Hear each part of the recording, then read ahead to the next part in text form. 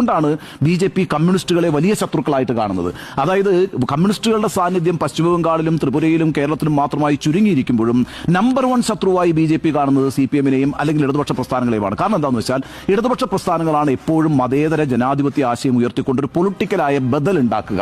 ഇപ്പം നമുക്ക് കാണാമല്ലോ, നരേന്ദ്രമോദി സർക്കാരിനെ മുട്ടുവിറപ്പിച്ച സമരമായിരുന്നു കർഷക സമരം എന്ന് പറയുന്നത്, അല്ലെ?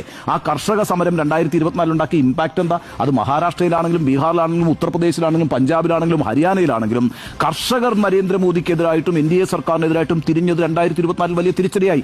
ആ കർഷക സമരത്തെ രാജ്യത്തുടനീളം വലിയ രീതിയിൽ പ്രചാരണം നടത്തിക്കൊണ്ട് അതിനെ ഒരു വലിയ സമരമാക്കി മാറ്റുന്നതിനകത്ത് ഇടതുപക്ഷ പ്രസ്ഥാനങ്ങൾ പ്രത്യേകിച്ച് CPM വഹിച്ചിട്ടുള്ള പങ്ക് ചെറുതാണോ? അതേപോലെ തന്നെ സാഫ്രണൈസേഷൻ ഓഫ് എഡ്യൂക്കേഷൻ എന്ന പ്രശ്നം, അല്ലെ?